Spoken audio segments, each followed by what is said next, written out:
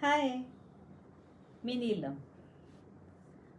भीमसेन जोशी कुणालाही ही व्यक्ती माहिती नाही असं असणं अशक्यच गोष्ट आहे.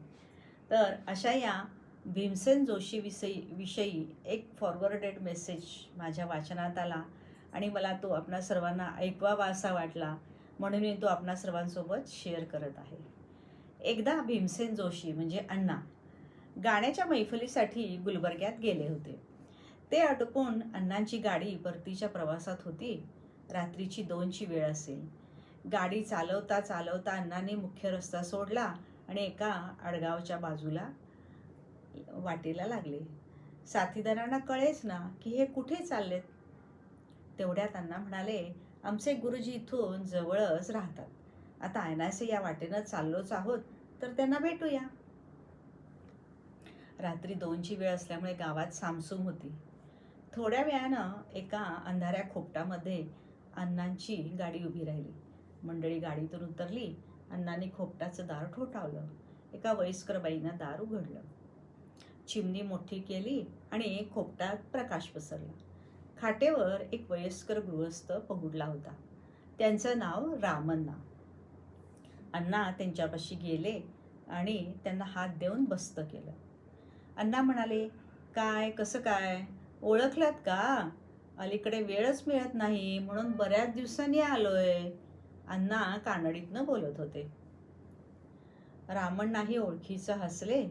थोड्या गप्पा आणि विचारपूस झाल्यावर अण्णांनी रामण्णांच्या पायावर डोकं ठेवून त्यांना नमस्कार केला आणि खिशातलं 20 ते 25 हजाराचं बिदागीचं पाकिट त्यांच्या हातात दिलं आणि त्यांचा निरोप घेतला.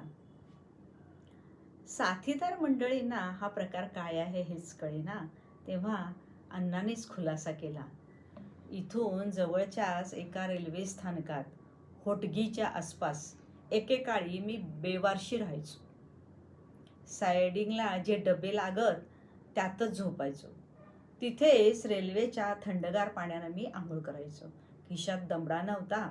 गाणं शिकण्यासाठी घरातून पळालो होतो आणि कानडशिवाय दुसरी कोणती भाषाही येत नव्हती.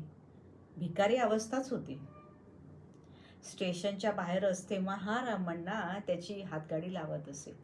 मुगाची पातळ उसळ आणि चपात्या तो विकायचा. मस्त वास यायचा आणि मग मी त्याच्या गाडीभोवती तिथेच घुटमळायचो. आमची ओळख झाली. गदगच्या जोशी मास्तरांचा मुलगा, गाणं शिकायचं आहे इथपर्यंत जुजबी ओळख मी त्याला दिली. उसळ चपाती पाहिजे काय असं तो मला विचारायचा. माझ्या खिशात दमडा नव्हता. रामण्णा म्हणायचा, तुला गाणं येतं ना, मग मला म्हणून दाखव, तरच मी तुला खायला देईन, फुकट नाही देणार हं. घरी माझी आई जी काही कानडी भजनं आणि अभंग गायची तेवढीच मला गाता येत होती. रामण्णाला 2 भजनं म्हणून दाखवली की तो मला पोटभर खायला द्यायचा. जोपर्यंत त्या स्टेशनात मुक्काम ठोकून होतो तोपर्यंत मला रामण्णा खायला द्यायचा, पण फुकट कधीही नाही. रामण्णा म्हणायचा, तुला गाणं येतं ना, मग कशाला उगाच चिंता करतोस पोटाची. रामण्णाचा निरोप घेऊन गाडी पुन्हा परतीच्या वाटेवर भरधाव वेगानं निघाली. साथीदार मंडळी गप्प होती. गाडीमध्ये शांतता होती. धीर गंभीर चेहऱ्याचे स्वर भास्कर गाडी चालवत होते. रामण्णांच्या खोपटात भविष्यातला भारतरत्न येऊन मुगाची उसळ आणि चपातीच्या खाल्ल्या अन्नाला नमस्कार करून गेला होता. हात आभाळाला टेकले तरी पाय जमिनीवर असलेला माणूस. त्यांना शतशः प्रणाम.